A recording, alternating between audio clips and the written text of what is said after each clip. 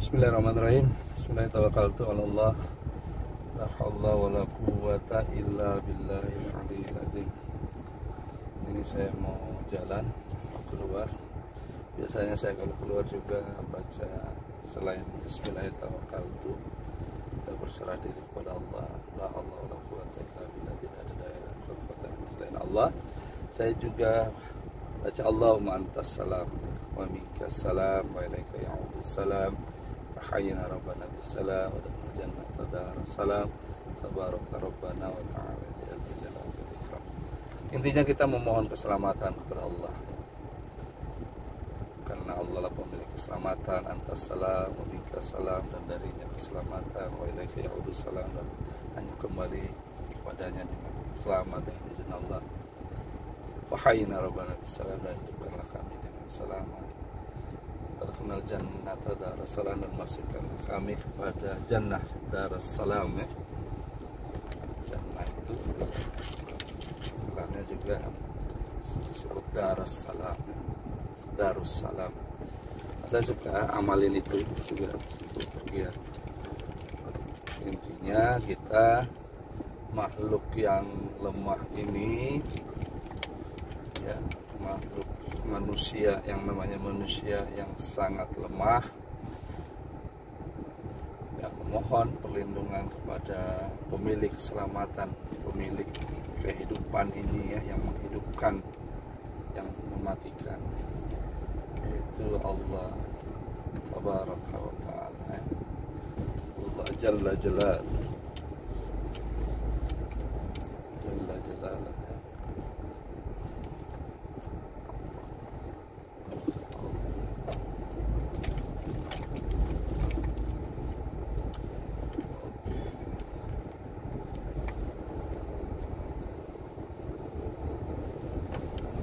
Subhanahu wa ta'ala, pemilik kerajaan langit dan bumi, yang mempergulirkan siang dan malam, yang menghidupkan dan yang mematikan, yang memberi hidup dan juga yang mematikan.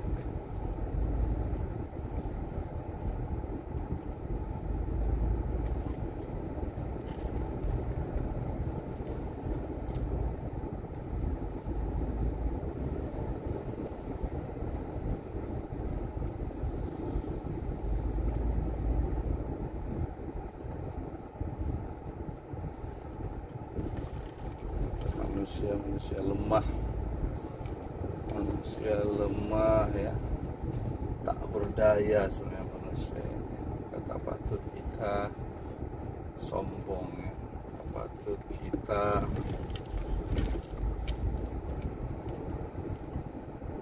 berbangga-bangga ya, karena memang hakikatnya manusia itu sangat lemah sekali ya.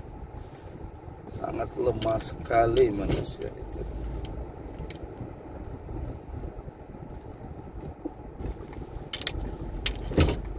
Maka kalau ada manusia yang sombong, sejatinya manusia itu tidak mengenal dirinya sendiri,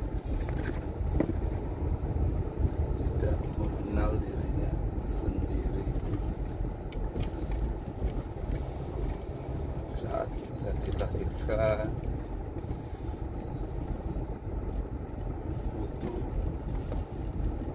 orang lain membantu kita.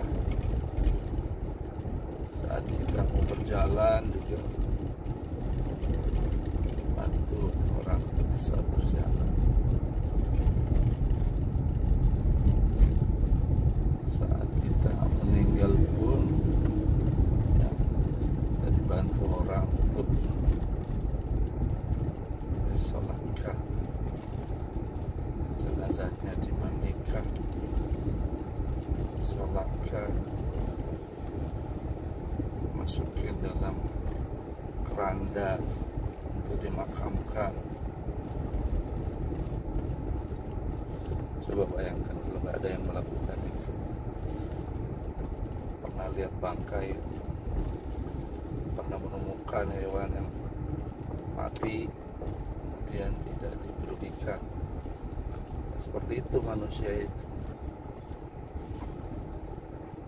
Tetapi dalam ajaran agama Islam tidak boleh melakukan pembiaran seperti itu, karena itu bagian dari fardu kifayah. Fardu kifayah, tidak boleh semuanya tidak memberikan perhatian, semuanya cuek, cuek, tidak mau mengurusi jenazahnya, tidak mau sholat, tidak boleh.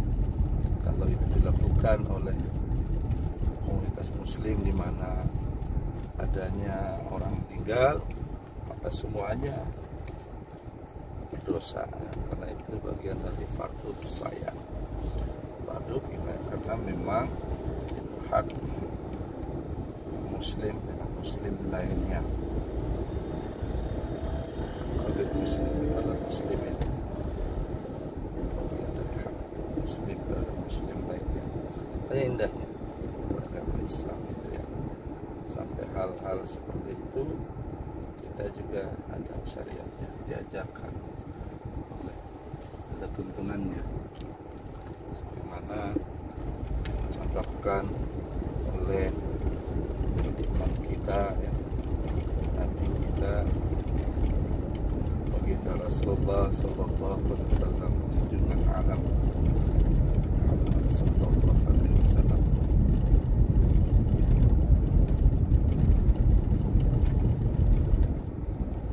Ya, ini menemani perjalanan kita ngobrol aja apa yang terlintas dalam pikiran saya sampaikan. Paling tidak senantiasa kita berzikir dan kepada Allah Subhanahu wa taala. Berzikir kepada Allah Subhanahu wa taala, karena kata Allah, fadhkuruni adhkurkum. Berzikir itu banyak amalan yang bisa kita lakukan untuk bisa berzikir. Kita berbicara perkara kebesaran Allah, itu juga berzikir. Kita mengucapkan takbir, tahmid, tasbih, tahlil, itu juga berzikir. Kita melakukan perkara-perkara yang senantiasa untuk mendekatkan diri kepada Allah, juga itu berzikir. Jadi berzikir itu banyak, dan zikir yang afdal zikr tahlil itu, la ilaha illallah. Tapi tidak hanya berhenti sampai di ucapan, tapi bagaimana segala niat kita, pikiran kita, tindakan kita dalam framing la ilaha illallah. Jangan sampai mulut kita berbusa-busa la ilaha illallah, tapi dalam aktivitas kita tidak menjadikan Allah sebagai yang diutamakan. Itu berarti la ilaha illallah hanya sebatas ucapan, masih mengharapkan ya, pertolongan atau memohon kepada selain Allah dalam aktivitas kita, atau masih berharap pada selain Allah, hakikatnya juga tidak murni la ilaha illallah ya.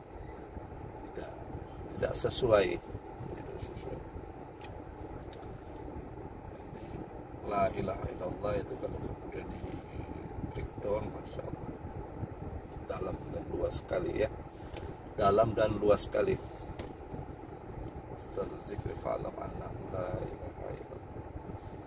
Intinya Allah akbar, Allah maha besar, Allah dinomorsatukan, Allah diutamakan, Allah didahulukan. Artinya segalanya, bagaimana kemudian yang kita lakukan itu ya seperti itu.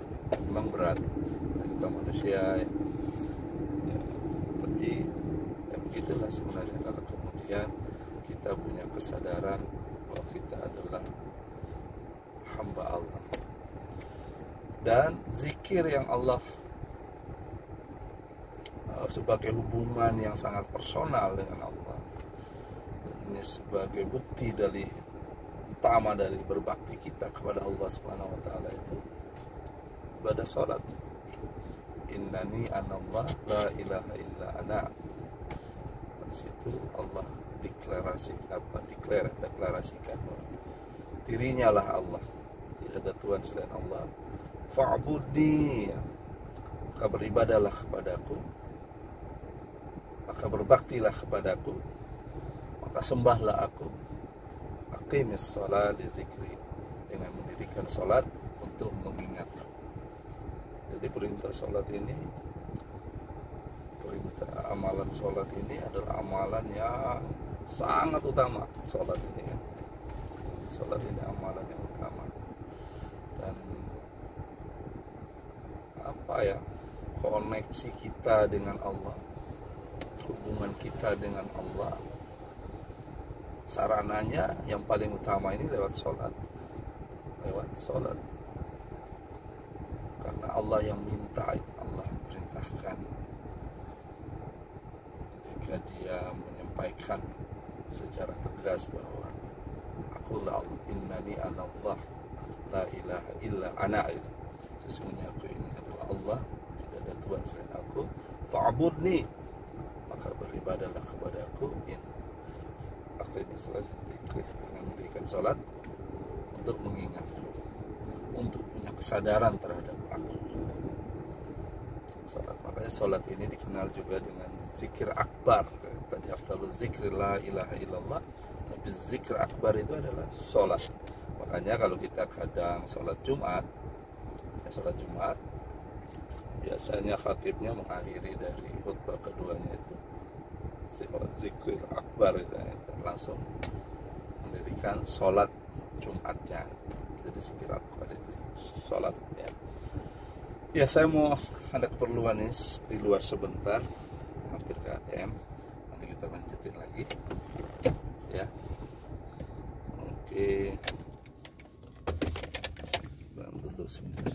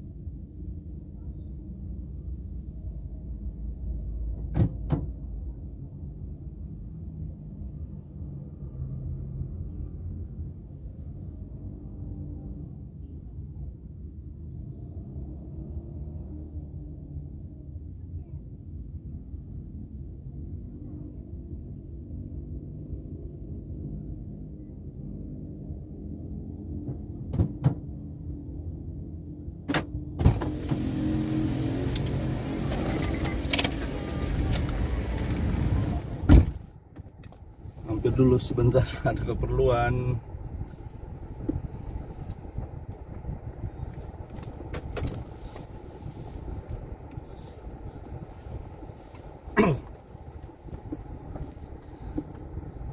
Kita berbicara tadi tentang zikir. Masya Allah, fadilahnya besar sekali ya. Ala bizikrillah tatmainnul qulub ya.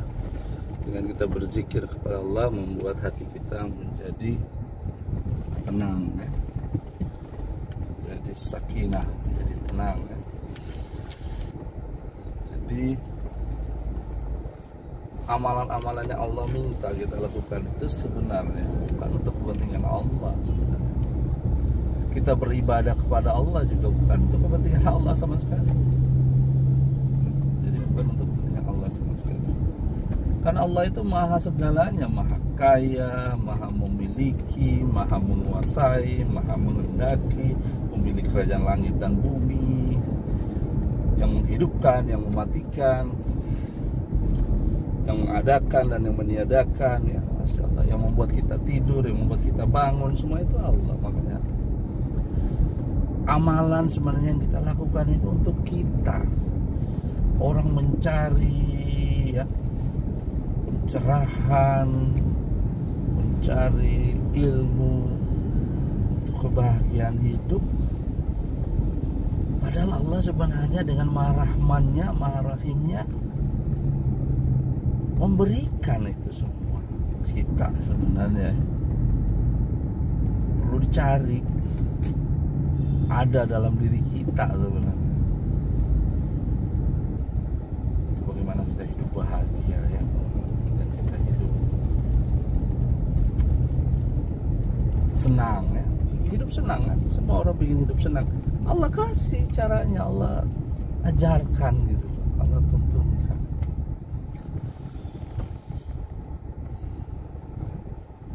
Kita ditengahkan. Yang kita cari kan yang inner, yang sejati kan, yang bukan artifisial ya, yang bukan kita bergantung sesuatu yang outsider, itu sesuatu yang di luar, tapi yang inside itu, yang di dalam. Sebenarnya sudah ada di dalam itu. Tinggal bagaimana kemudian kita tahu tombolnya di mana. ini masalah tombolnya. Seperti kita masuk dalam sebuah rumah, rumahnya gelap, sudah ada fasilitas di situ, bagaimana? Sudah ada lampunya. Tinggal kita tahu di mana saklar. Sebenarnya yang kita lakukan hanya itu saja. Yang kita lakukan itu saja. Ya Allah, Allah Maha Rahman, Maha Rahimnya kok. Allah turunkan Nabi dan Rasulnya mengajarkan kepada umat manusia bagaimana kemudian hidup bahagia. Allah turunkan pedoman hidup lewat mushafnya, lewat kitab sucinya ya, Masya Allah. Allah turunkan, Allah berikan ya. Allah berikan, Allah fasilitasi ya. Jadi terpulang kepada manusia tadi, apakah dia mau menggunakan alat yang sudah diberikan oleh Allah untuk mengenal kebesaran Allah, untuk melihat tanda-tanda kekuasaan Allah. Allah tidak meminta untuk berpikir seperti apa gambaran fisiknya Allah itu, seperti apa, tidak. Allah tidak minta itu. Gak usah pikirkan itu. Tapi pikirkan saja makhluknya, pikirkan saja ciptaannya, pikirkan saja yang Anda lihat ya. Sekarang rawan, cerah, sebentar lagi gelap, petang, terbenam matahari, tiba waktu malam.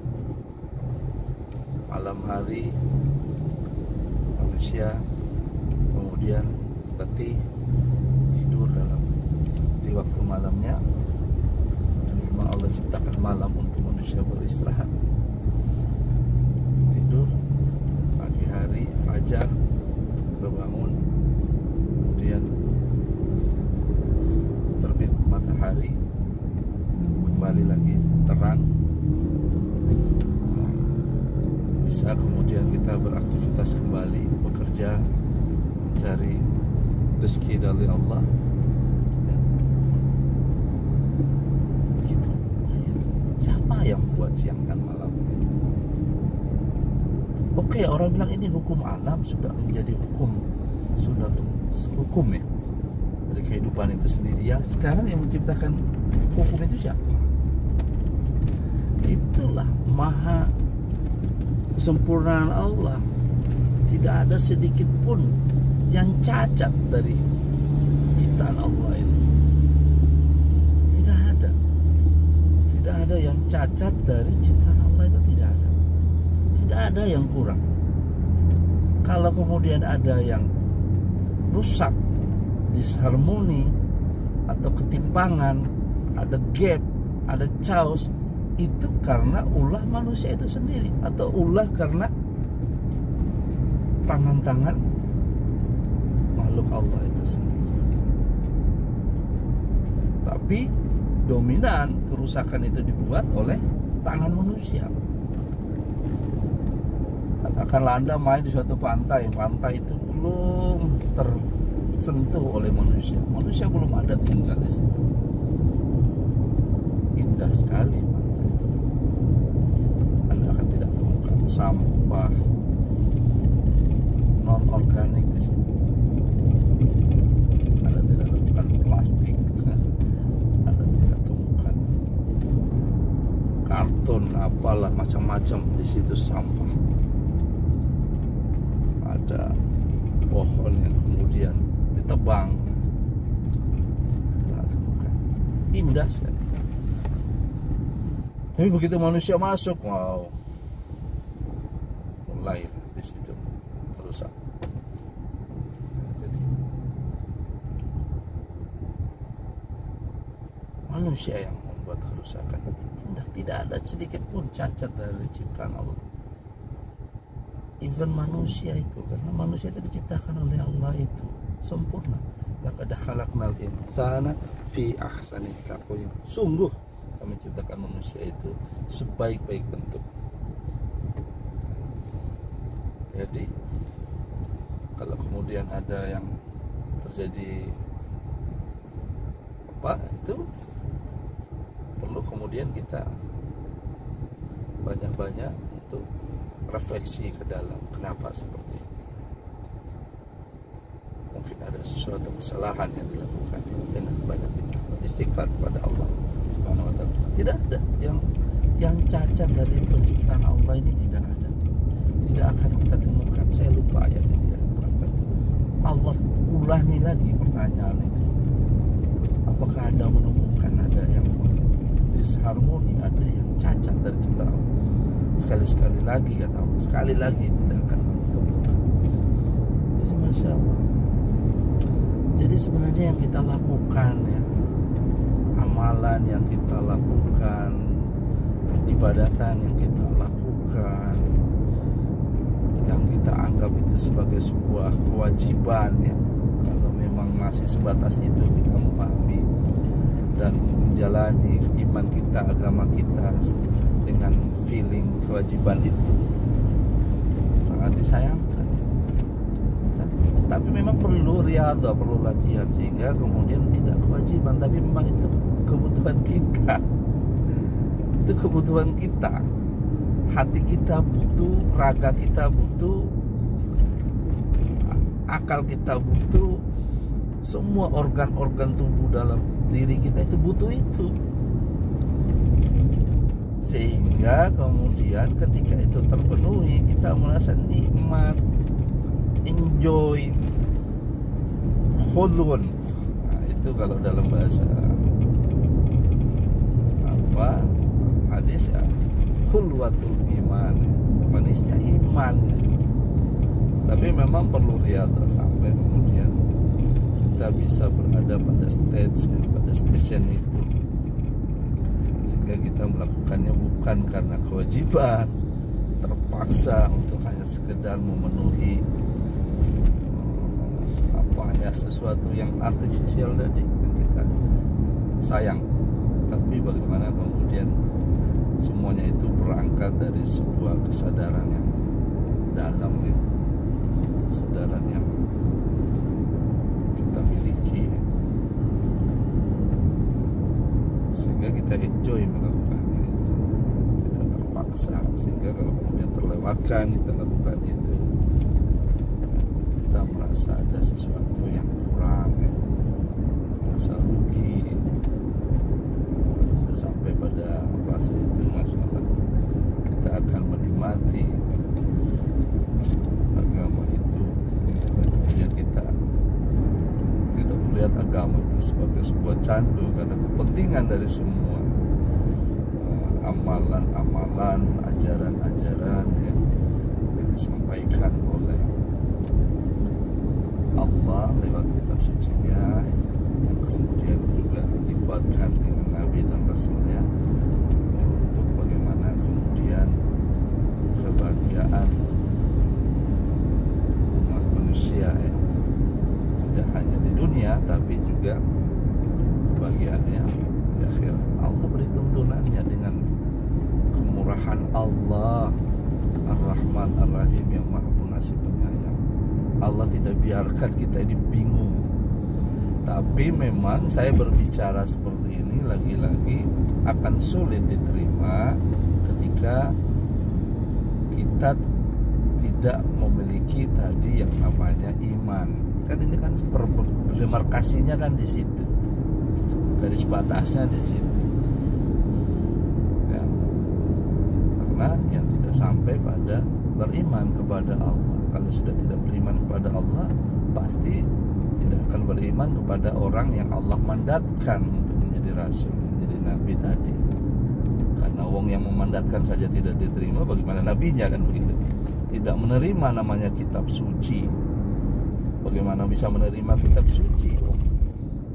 Allah tadi tidak diterima, apalagi orang yang dimandatkan oleh Allah yang punya predikat nabi dan rasul juga tidak diterima, bagaimana kitab sucinya? Dan sampai bagaimana bisa beriman kepada hari perhitungan nanti, hari akhirat? Tidak akan juga bisa beriman, karena memang demarkasinya di sini ya. Tidak bisa diterima.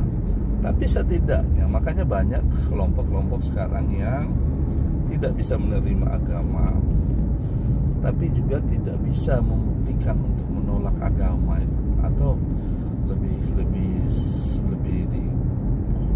dikhususkan lagi, tidak beriman kepada Allah bukan karena apa ya, tapi karena memang secara akal, secara bagi mereka berkelompok ini disebut dengan kelompok agnostik. Mereka tidak bisa membuktikan Allah itu ada, tapi mereka juga tidak bisa membuktikan Allah itu tidak ada. Jadi mereka berbuat baik semata-mata karena memang manusia itu dengan secara maksimal dari potensi dirinya memang berbuat baik begitu saja.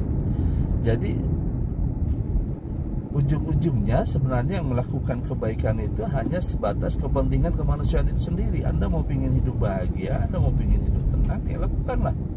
Bagaimana Anda juga hidup dengan baik, bagaimana Anda baik dengan kehidupan orang lain, bagaimana Anda baik tidak hanya dengan kehidupan orang saja, tetapi dengan ciptaan yang lain, dengan makhluk yang lain, apakah itu hewan, apakah itu apa. Karena mereka ingin baik gitu. Walaupun mereka tidak beriman kepada Allah, tapi memang kepentingan manusia itu sendiri melihat itu hal yang elegan, hal yang indah dengan manusia itu sendiri.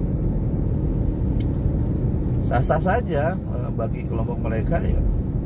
Tapi menurut saya sangat disayangkan nanti akan buntu ketika kemudian katakanlah seperti ini. Contoh lah, katakan kita berkawan ya, atau kita bertetangga ya.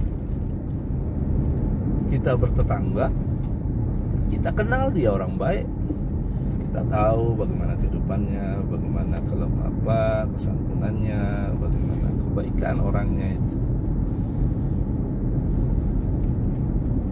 Tiba-tiba terdengar kabar, umpama ini sekedar contoh ya, meninggal, kereta atau pesawat yang digunakannya yang membawanya musibah. Apa yang bisa kita katakan kalau kemudian kita tidak sampai beriman kepada Allah? Bagaimana kita berbicara tentang keadilan?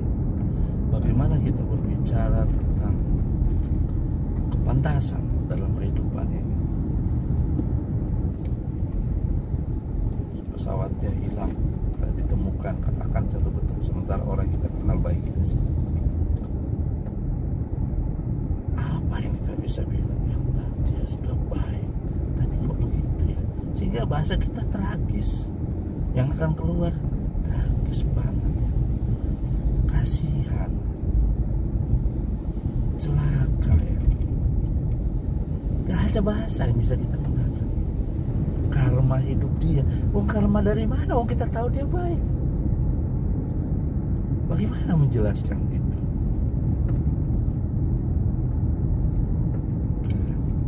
Tapi bagi orang beriman sangat indah memahami, mudah saja memahami. Tinggal bilang inna lillahi wa inna ilaihi roji'un. Sesungguhnya semua kita ini milik Allah dan akan kembali kepada Allah. Kembali kepada Allah ya. Kita nggak tahu nanti di hari perhitungan nanti. Disitulah keadilan itu ya. Disitulah. Jangan-jangan dia langsung mendapatkan surga Allah. Kita sementara di dunia ini masih seperti ini. Siapa yang kasihan? Jangan-jangan kita yang kasihan. Kasihan kenapa? Masih diperbudak oleh jabatan kita, masih nurut nafsu kita, terombang-ambing oleh hal-hal yang kadang ya kita membuat tidak merdeka dalam hidup ini. Masih ditentukan oleh atasan kita. Siapa yang kasihan?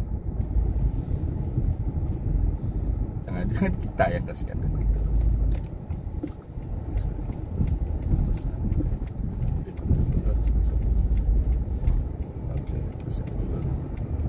Siapa yang kasihan? Jangan-jangan kita yang kasihan yang masih seperti ini di dunia ini kan begitu. Tapi kalau kemudian kita beriman kepada Allah, Masya Allah, mungkin kalau kemudian kita tahu cara seperti itu yang kita inginkan, kebahagiaan kita mungkin, nah mungkin itulah. Jadi sebenarnya manusia itu dikasih potensi ya. Dikasih potensi oleh Allah, dengan tanpa sebenarnya kitab suci pun kita bisa mengenal Allah ya. Lewat alat indera yang diberikan, lewat akal sehat kita, bagaimana kemudian kita menggunakannya untuk melihat fenomena kehidupan. Begitu jelas sebenarnya tanda-tanda kekuasaan Allah itu. Telinga kita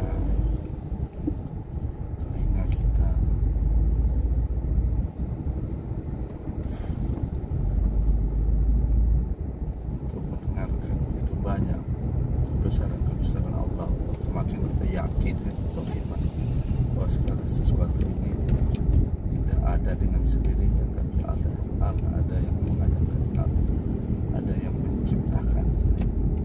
Seperti itu.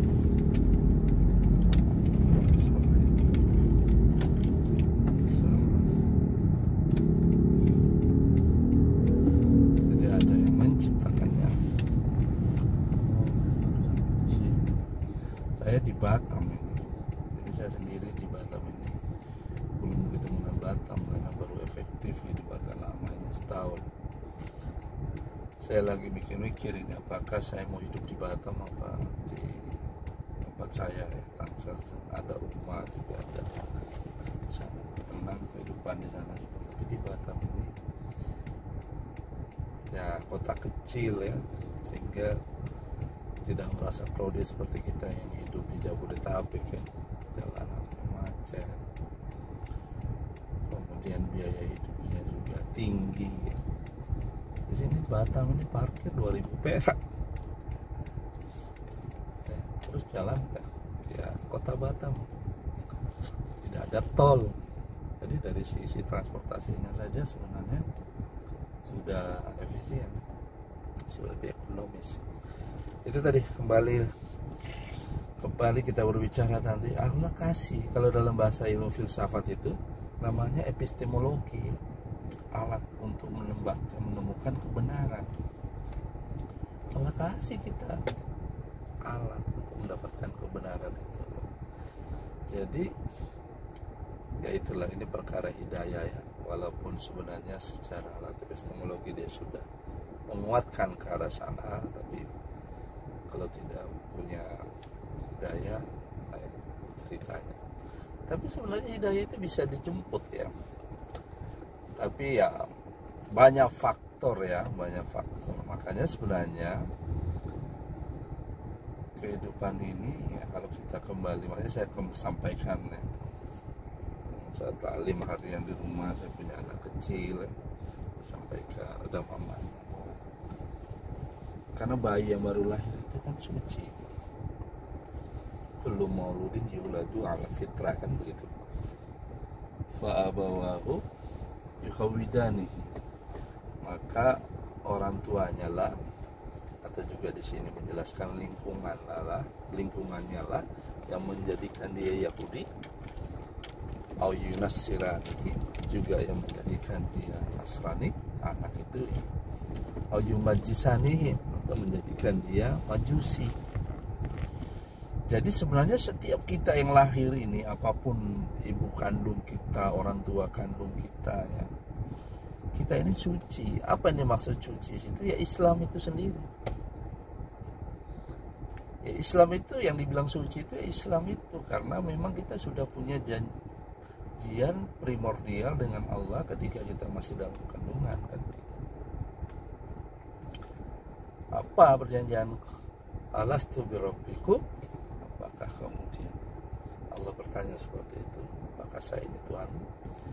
Qalu bala syahidna, ya benar kami menyaksikannya. Itu perjanjian kita primordial saat kita dalam kandungan, saat itu kan roh. Jadi yang dimaksud dengan suci itu Islam. Tapi Islam di sini tidak hanya sekedar dipahami pada tataran identiti ya. Islam yang dipahami itu identiti, pakai kopiah, pakai jubah, tidak seperti itu.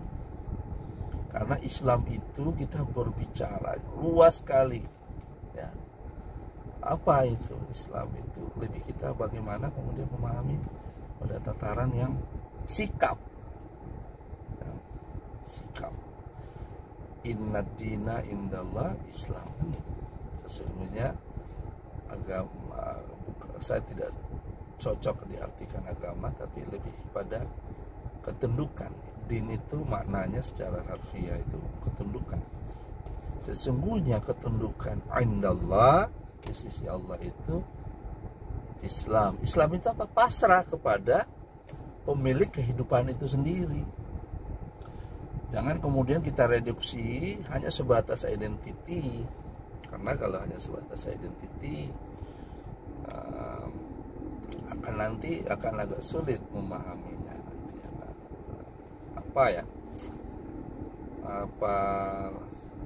nanti nanti orang ngejudge terlalu memudahkan gitu ya, terlalu memudahkan. Apakah orang yang sudah berislam itu dia benar-benar pasrah sama Allah? Belum tentu. Orang yang hari ini masih takut dengan yang namanya laparan umpamanya, apakah dia beriman sama Allah? Apakah dia pasrah sama Allah? Lapar aja masih takut kan gitu. Itu dalam sekali ya. Jadi lebih asik itu memahaminya, lebih asik ya, lebih pas sehingga kita orang Islam yang sudah secara identiti kita Islam, KTP kita Islam, mungkin ada jenggotnya, pakai kopiah, kita merasa sudah Islam gitu. Padahal sebenarnya kita belum tunduk pasrah kepada pemilik kehidupan ini. Bisa jadi orang lain yang tidak secara identiti kita lihat Islam, tapi Masya Allah dia percaya bahwa ada pemilik kehidupan, dia percaya kepada ada sesuatu yang di luar dirinya yang mengendalikannya, yang maha mengendalikannya, sehingga bisa apa? Jangan-jangan mereka beriman sama Allah kan begitu, beriman sama Allah. Tapi memang alangkah lebih baiknya kita punya identiti Islam tadi juga kita memperlihatkan bahwa sikap kepasrahan kita, ketundukan kita kepada Allah Subhanahu wa taala. Dan Allah Subhanahu wa taala sebagai pemilik penghidupan ini, kerajaan langit dan bumi yang maha menguasai kerajaan langit dan bumi, kita hidup di kehidupan ini yang segalanya difasilitasi, yang diberikan oleh Allah Subhanahu wa taala. Jadi seperti itu ya. Jadi perkara kita berbicara berbakti kepada Allah, yang Allah minta itu sholat. Yang paling personal hubungannya, medianya yang sangat personal dan intens itu lewat sholat. Allah yang minta itu, berbaktilah padaku maka bersujudlah kepadaku. Masalah sujudnya inilah yang menjadi yang Allah inginkan dari kita, yang Allah inginkan dari manusia. Makanya Allah tidak menyukai orang-orang yang sombong. Orang yang sombong karena sombongan itu adalah pakaiannya Allah. Kita ini dhaif, tak berdaya, lemah sekali, manusia ini lemah sekali. Kita bersujud kepada Allah. Sholat itu kan sujud intinya, bersujud pada Allah subhanahu. Makanya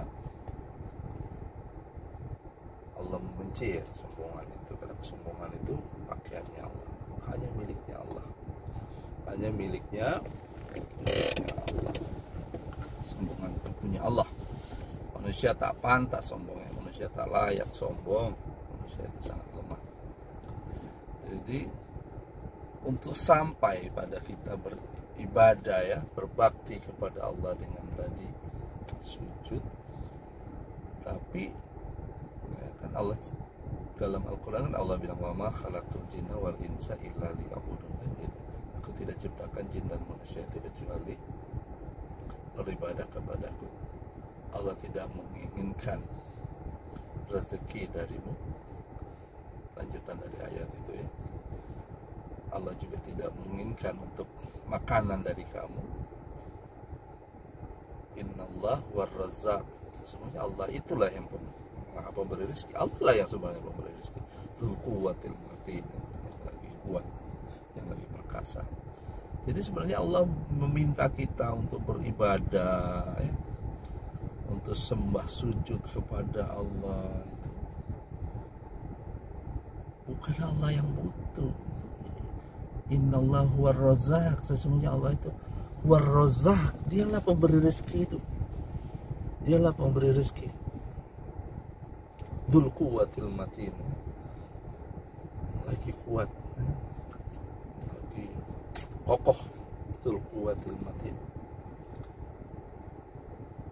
Jadi kita yang memohon rezeki itu hanya kepada Allah. Memohon makanan ya, pemberian itu dari Allah Subhanahu wa taala. Maupun lewat tanpa asbab maupun dengan asbab untuk mendapatkan rezeki itu dari Allah. Ya asbab kita melakukan kerja, kita melakukan ikhtiar, atau tanpa asbab. Tak ada asbabnya pun kalau Allah kasih rezeki. Bagaimana suatu ketika Siti Maryam ya, perempuan soleh, ibunda dari Nabi Isa alaihissalam ya, ketika berada di pondoknya di samping masjid Yerusalem itu di Palestina,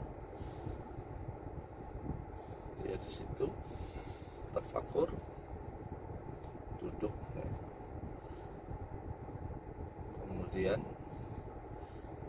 tiba-tiba dapat makanan dari Allah berupa buah-buahan yang lagi tidak musim di tempat itu. Ada anggur ya, buah-buahan yang segar Allah berikan di depan Bunda Maryam, Siti Maryam, Bunda Maryam. Nabi Zakaria alaihissalam saat itu kemudian datang ke tempat Bunda Maryam. Dia melihat dan dia terkejut. Betul, dia melihat ke tempat Bunda Maryam, di depannya ada buah yang segar. Buah itu tidak ada, lagi tidak musim di tempatnya. Merasa kena tampar ya, tanda petik, pada Nabi Zakaria, karena dia merasa sudah hopeless ya, udah pasrah, tidak punya anak, karena sudah merasa dia dan istrinya sudah tua.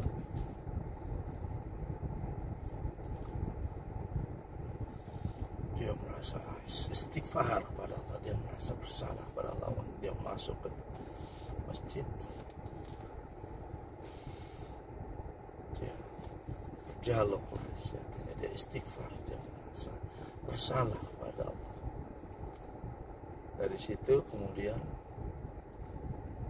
istrinya dia meminta kepada Allah. Akhirnya Allah berikan istrinya kehamilan, punya anak lain Nabi Zakaria, namanya Nabi Saleh alaihissalam. Jadi Allah memberikan rezeki kepada kita itu melalui asbab atau tanpa asbab. Masya Allah. Makanya tidak sedikit para ulama, ya, orang-orang soleh itu, kita lihat kerja tanda petik seperti yang kita pahami, tapi kok kenapa hidupnya tidak berkekurangan? Tidak berkekurangan. Ya, kita mungkin masih melihat untuk mendapatkan sesuatu, ya kita melakukan sesuatu sebagaimana umumnya orang lakukan, ya kita mendapatkan uang, kita bekerja, kita membatasi saja saluran rezeki itu hanya seperti itu. Padahal dalam Al-Quran, Masya Allah, salurannya, channelnya untuk mendapatkan rezeki itu banyak. Kemudian kalau kita turutkan dalam pola-pola kehidupan kita hari ini di dunia, itu sebenarnya juga banyak, unlimited polanya itu, apalagi dengan perkembangan zaman hari ini. Banyak sekali polanya. Ada rezeki istighfar, ada rezeki dari sedekah, ada rezeki, banyak pintunya sebenarnya rezeki itu. Nabi Zakaria aja merasa tertampar ya dengan peristiwa yang dia lihat di depan Bunda Maryam, ada makanan segar yang lagi tidak musim. Allah berikan di pondoknya Bunda Maryam. Buatkan Nabi Zakaria pondok-pondok itu ketika para pendeta-pendeta Yahudi tidak memberikan izin kepada Bunda Maryam berada di tempat suci karena tidak bagian dari tradisi sebelumnya. Tapi karena Bunda Maryam lahir sebagai perempuan soleha yang memang menekuni tafaqahu fiddin ya, menekuni agamanya, memahami ajaran agamanya, ingin hidup di situ ya. Masya Allah ya, tanpa rezeki. Makanya jangan kemudian kita mengharapkan rezeki itu hanya dengan pola asbab. Ada pola tanpa asbab. Nah, lalu kemudian kita mau melakukan itu, menyangkut keimanan ya, keimanan, lagi-lagi keimanan. Masya Allah. Jadi itu peristiwa Maryam tadi. Saya mau bicara ke mana tadi arahnya ya. Jadi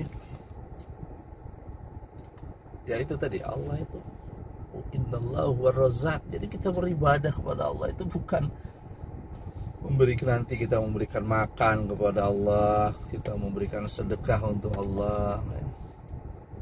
Bukan, makanya dalam Islam itu nggak ada konsep sesajen itu. Allah mengkritik itu. Baca Quran surat apa itu Ad-Dariyat, masalah wa ma khalaqtul jinna wal insa illa liya'budun. Saya lupa. Ma yuridu minhum minar rizqin wa ma yuridu au apa minhum ayut'imun innallaha war-razzaq dzul quwwatil matin. Itu ayatnya. Allah tidak menginginkan rezeki dari kita, minhum min rizqin wa minhum ayut'imun, atau memberikan makan kepada Allah. Innallaha war-razzaq, sesungguhnya Allah lah Maha pemberi rezeki. Allah lah Maha pemberi rezeki. Innallaha war-razzaq dzul quwwatil matin, kuat lagi kokoh. Jadi kita beribadah kepada Allah ya memang karena kitalah yang membutuhkan. Dan saat kemudian kita nanti meninggal, yang kita kenang dari ibadah hidup kita ini adalah sujud kepada Allah. Kita pernah sujud kepada Allah karena inilah sebenarnya yang diinginkan oleh Allah dari hidup kita, untuk sujud kepada Allah Subhanahu wa ta'ala. Aqimis salah lizikri fa'budni, perintah berbakti padanya, langsung Allah lanjutkan dengan aqimis salah, jadikanlah salat untuk mengingatku, untuk punya kesadaran atas diriku. Kalau mau ingin maknai zikir yang lebih dalam ya, zikir itu tidak hanya sekedar mengingat ya, jadi lebih dalam ya. Lebih dalam ya, kesadaran kebertuhanan, kesadaran kebertuhanan ya. Jadi ketika kita berbicara tentang peribadatan kepada Allah, tetapi Allah juga dengan kemurahan Allah Ar-Rahman Ar-Rahimnya, untuk sampai orang beribadah kepada Allah itu Allah juga buat semacam memfasilitasi kita untuk sampai pada peribadatan itu. Kan begitu. Masa kita bisa beribadah kepada sesuatu yang kita tidak kenali, kan begitu. Makanya sebelum kita beribadah kepada Allah, langkah pertama adalah ma'rifah kepada Allah, mengenal Allah. Jadi ma'rifah itu sebenarnya menurut saya ya, bukan sesuatu yang terakhir itu. Bukan sesuatu yang terakhir dari sebuah proses peribadatan kita sehingga kemudian kita bisa ma'rifah ya, dalam pengertian ilmu tasawuf itu kesannya tinggi banget, sehingga kemudian level itu ujungnya puncak itu. Menurut saya kalau kemudian kita kembali kepada Al-Quran, ma'rifah kepada Allah itu di depan. Allah perkenalkan kemahakuasaan Allah.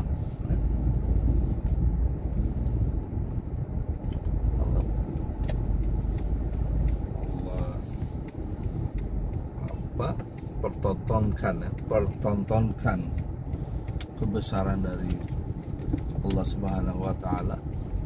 Bagaimana tadi yang saya sudah ceritakan, berganti silih berganti siang dan malam.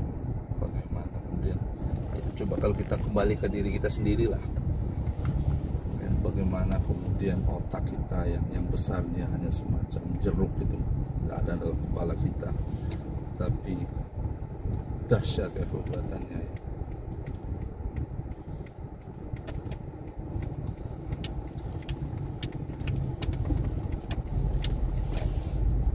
Dahsyat keistimewaannya ya, bisa mengingat, menyimpan ya. Bahkan lebih dahsyat sebenarnya dengan server yang katakan perbandingan yang besar itu ya, Google atau apa gitu, atau Microsoft, itu seberapa besar gitu kan tempatnya untuk server untuk bisa menyimpan. Tapi otaknya sekecil itu punya kemampuan yang luar biasa, dahsyat ya, subhanallah. Bagaimana kemudian ribuan enzim dalam tubuh kita bekerja dengan fungsinya masing-masing. Begitu ada satu yang kemudian bermasalah, akhirnya kemudian menimbulkan penyakit kan gitu. Contoh aja umpamanya orang kena gula kan, butuh insulin.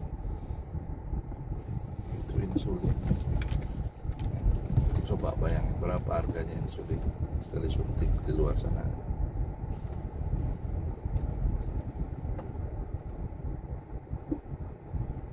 Rumah sakit berapa kan gitu. Jadi Masya Allah ya, dalam diri kita ya, tangan kita, kaki kita, mata kita, hal yang paling sederhana lah. Coba dimana Allah menciptakan nyamuk gitu, makhluk yang bernama nyamuk yang begitu halus ya, kakinya, sayapnya, matanya yang sudah kecil seperti itu. Coba siapa bisa membuat nyamuk itu? Buat duplikatnya saja 1:1 skalanya, bisa nggak buat nyamuk? Nggak ada nyawa, nggak perlu ada nyawanya.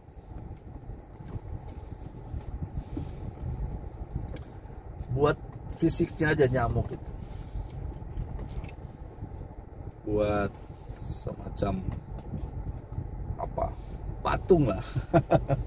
Kalau orang pematung ya, pemahat, buat dan nyamuk, tapi 1:1 sama sebenarnya. Bisa nggak? Bisa.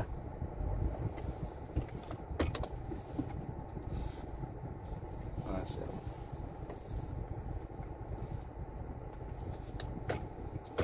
Depan aja.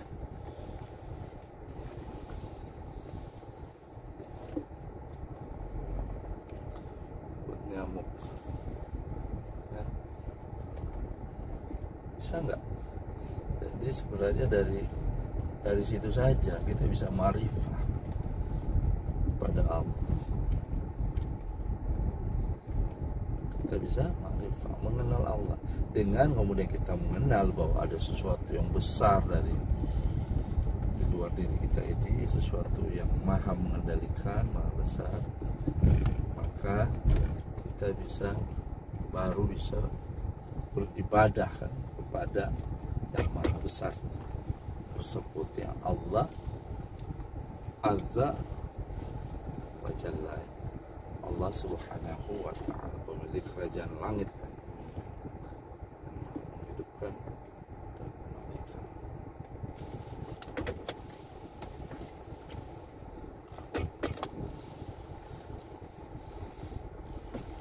Kita berbicara tentang besaran Allah ya, Masya Allah. Dalam perjalanan sekaligus saya zikir kepada Allah ya, dengan kita ngobrol perkara keimanan, ngobrol perkara agama ya. Karena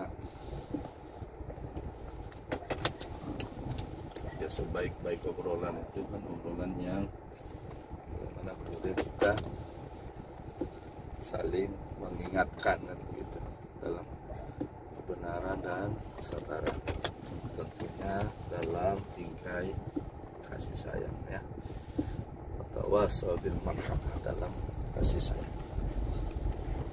Itu kira-kira saya sudah sampai ini. Saya tadi mau langsung ke rumah yang kita akan jadikan nanti office, tapi ternyata partner saya belum sampai di sini ya. Sampai.